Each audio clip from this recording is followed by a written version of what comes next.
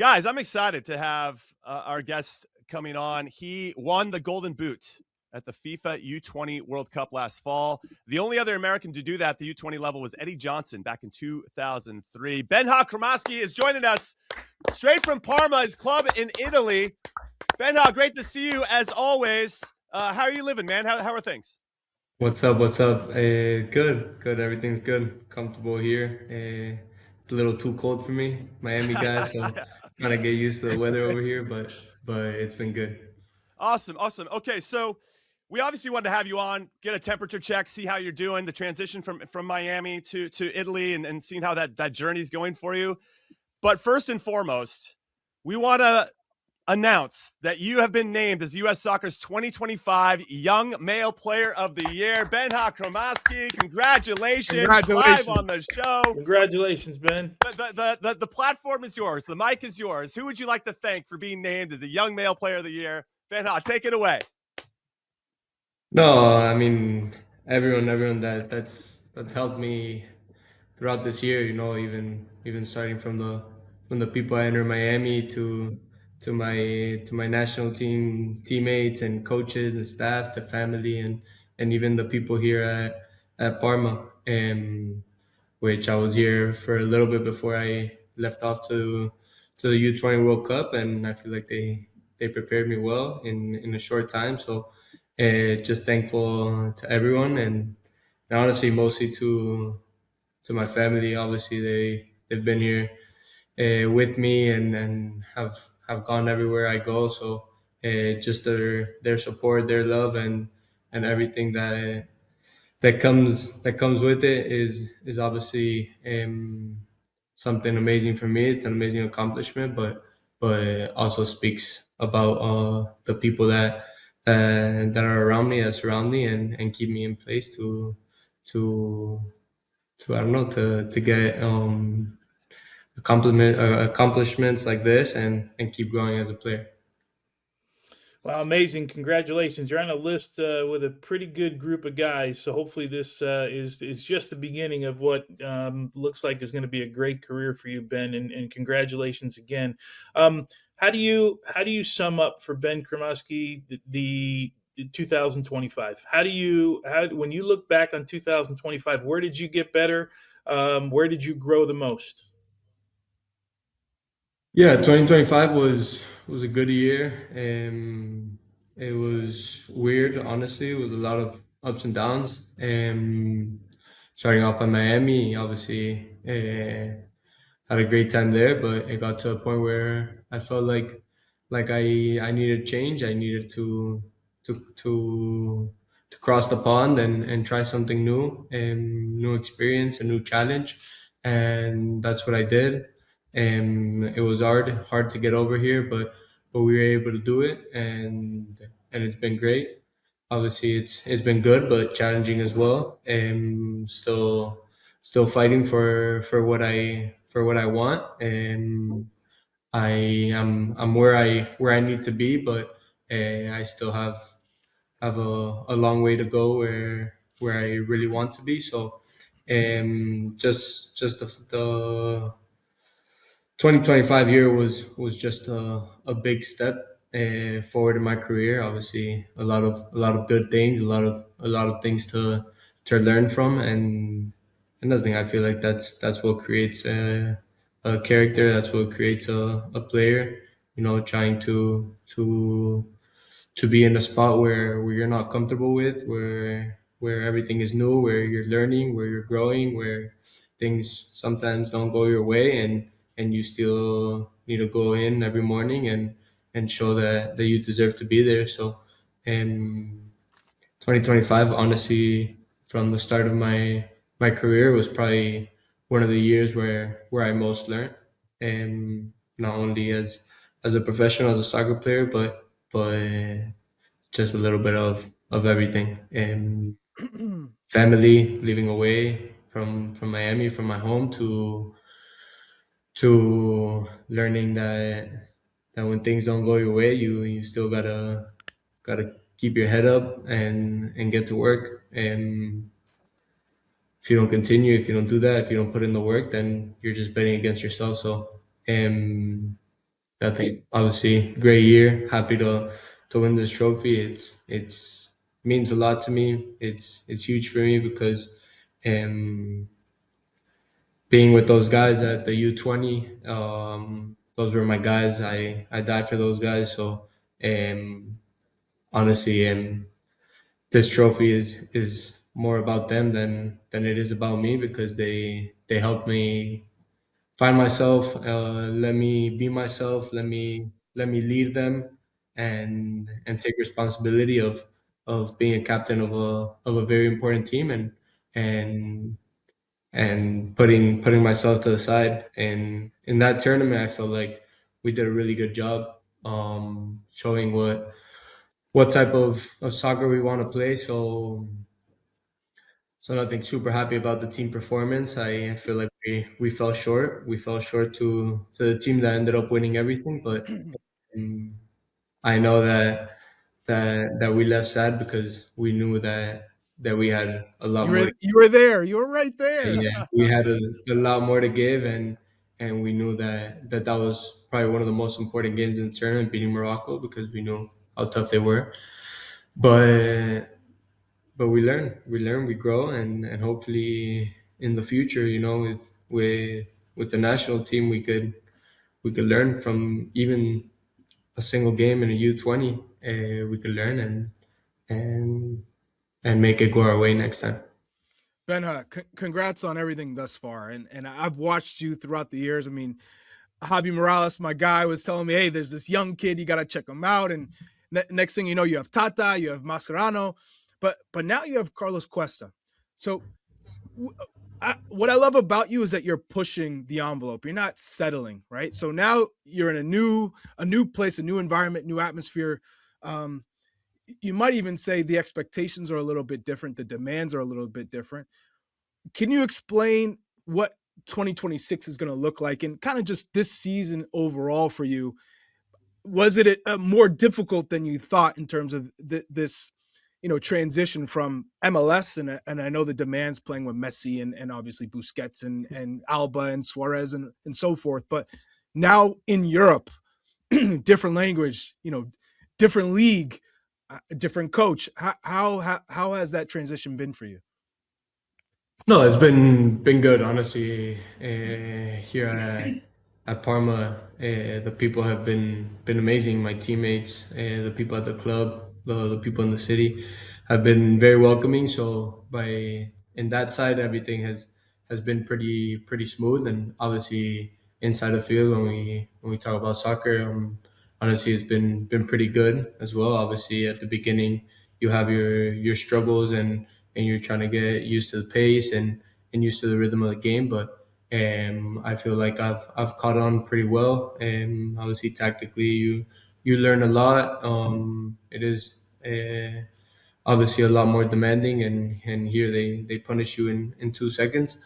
Um, but yeah, I've felt pretty good, and my teammates have done an amazing job with me to help me out in any way they possibly can. So, the transition, obviously, it's not easy, going from MLS to to the Italian league.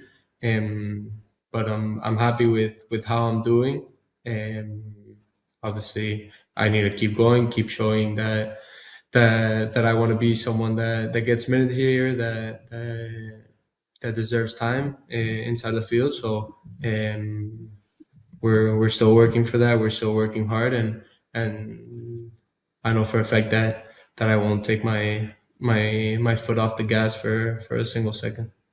All right. So for everybody that might not be aware, Parma are currently 14th in the table, coming off of a 0-0 draw against Napoli, and take on Genoa in their next game.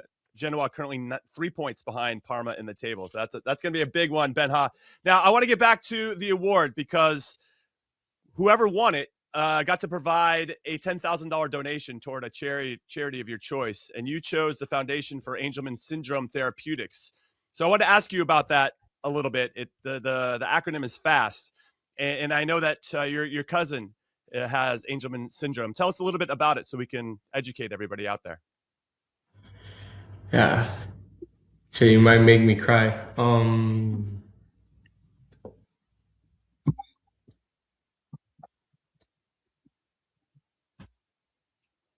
Take your time, bud. Yeah, take your time.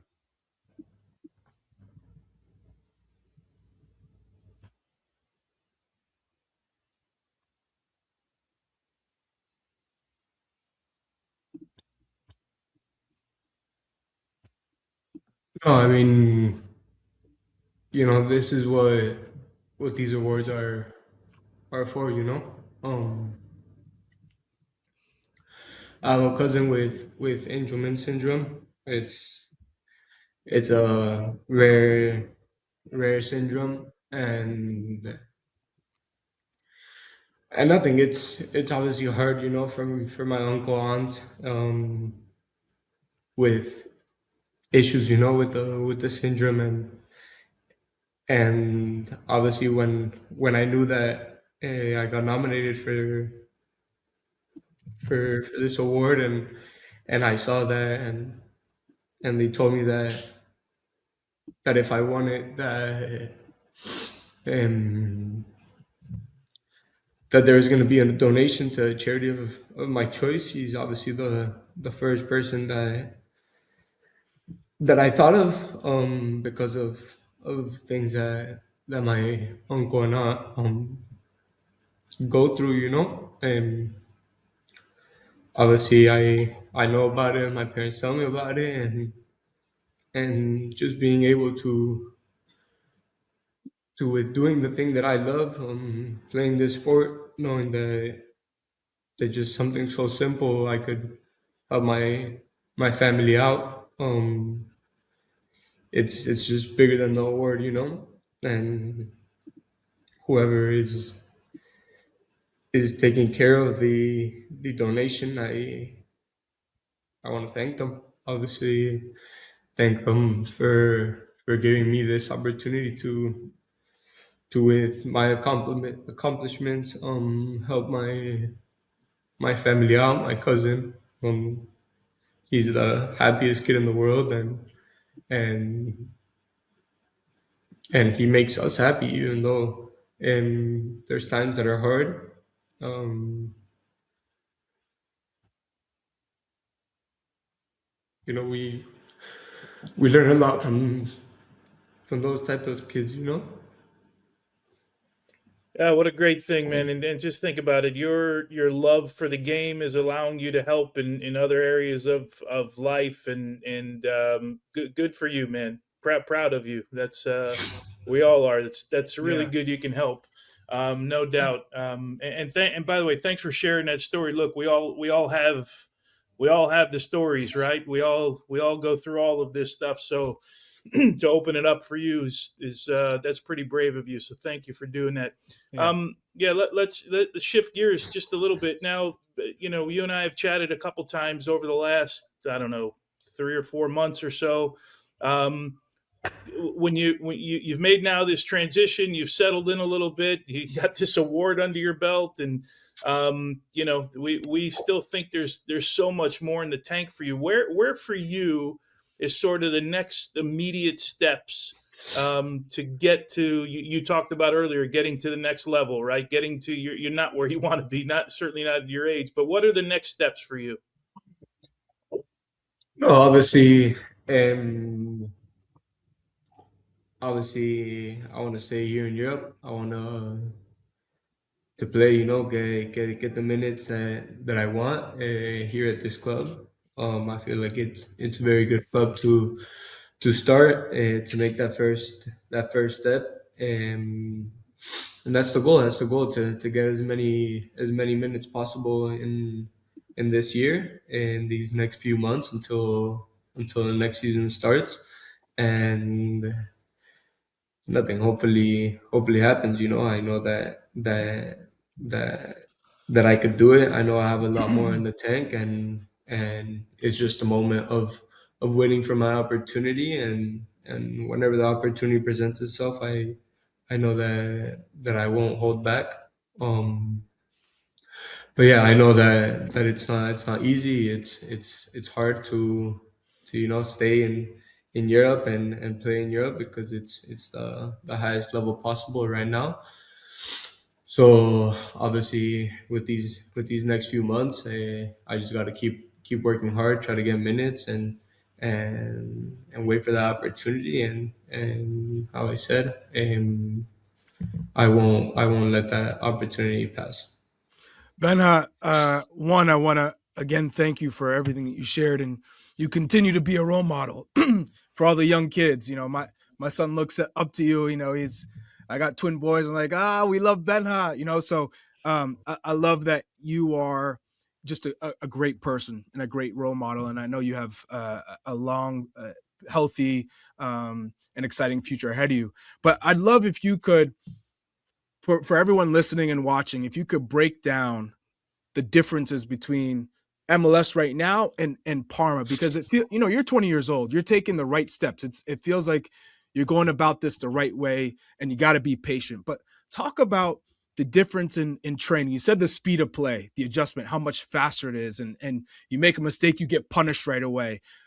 Break that down for us. What are some examples of that? And then, just in terms of your development, you're working every day. You got 13 minutes against Roma in Roma, right? That's an incredible experience. But 1 minute here, 1 minute there, 4 minutes there.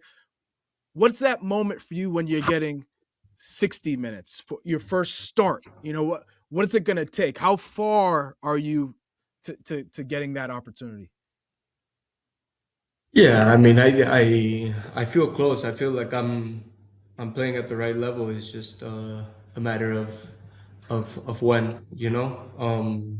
I feel like I'm at a good level, and I feel like in any moment I could be given the opportunity, and I need to be ready for it. You know, there's not more to it, but comparing a little bit MLS to here Serie A or Parma, obviously speed of play and intensity of how sharp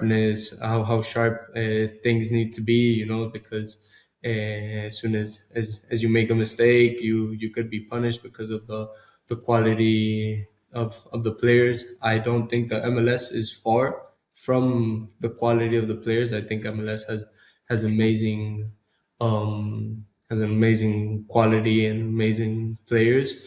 And obviously, Serie A is a very tactical league where the games don't break down. They don't open up in any given moment of the game. It's 90 minutes of a close game. You rarely see a lot of high scoring games here in Serie A. Eventually, obviously, when a big team plays maybe a smaller team, you see it a little more. But I don't know, maybe in the MLS, the last 10, 15 minutes, players get tired, the game opens up a little, it becomes a little transitional, and here that doesn't happen. It's Yeah. if you play, for example, us yesterday, we played Napoli, and they're an amazing team, and the game, not for 1 second, was a little bit open, and we came out with an amazing point. So it's just 90 minutes of focus of of doing whatever possible to get the result, and the games just don't open up. So that's something that I really see, a very big difference that I see from MLS to Serie A. All right, we want to appreciate or thank you for your time, Ben Ha, and for Parma and U.S. Soccer for giving this opportunity to give you the Yeah. award, and then to Henkel, who were the sponsor that donated $10,000 on behalf of your cousin and Fast. So very cool of Henkel to do that. Well Now done. we have a tradition here where we want to get your best jersey swap story, and I think we're all maybe in the back of our minds going, well, you played with Leo Messi. Does it count if you switch with a teammate? I don't know No, if it doesn't it's true or count. not. Doesn't Okay, count. okay, Doesn't okay, count. fine. So a quick story on that really quick while I think about Leo Messi. I had an opportunity to be David Beckham's teammate in an MLS All-Star game. And at that point, he was making like $1 gajillion and his teammates were making like 50 grand a year, right? So he was making in 1 minute, and he was making in 1 minute what those guys were making in a year. And I thought, man, that feels a little unfair. And so When I go there, though, and I spend time with him for 4 or 5 days straight, that guy earns every single dollar. He has to be on at all times. He's got to smell good. He's got to look good. He's got to play good. I mean, he's got to be on. And I wondered if you saw a little bit of that when you got to spend time with Leo Messi and the other guys at Inter Miami. And then eventually you can get to your jersey swap story. But I kind of wanted to get your perspective on kind of know how Messi smelled. No, I don't want to smell. You want to know what cologne he uses or what? Hey, can I say for a moment? David Beckham smelled great. I'm just going to throw it out there. The guy smelled great at all times. But, yeah, like, what is it like to be – I mean, that guy is – there's celebrities, and then there's Leo Messi. And I kind of wanted to get, like, what is that like to walk around with that guy? Yeah, of course. David Beckham, great guy. Amazing guy to be around, to learn from, and also Leo Messi and everyone that was there. You know, their life is so much different from just a normal professional soccer player. You know, Leo Messi's how you said he's a step above being famous and nothing being around him. You really feel that going to another stadium and feeling at home and just their presence in the locker room and even when he walks into a room or goes out for training or when he's training, you know, it's just being around those guys is a unique experience because you don't experience it as a professional soccer player. You experience it just when you're playing with this guy. So did it ever feel normal? Did it ever feel normal, or every time you came and you went, "Damn, I'm playing with Messi today"? At a point in your life you kind of normalize it, but sometimes you take a small step back and you're like, what am I doing here, you know? But yeah, it was a crazy experience, unique experience, and nothing, something I won't ever forget. And then going to the jersey swap,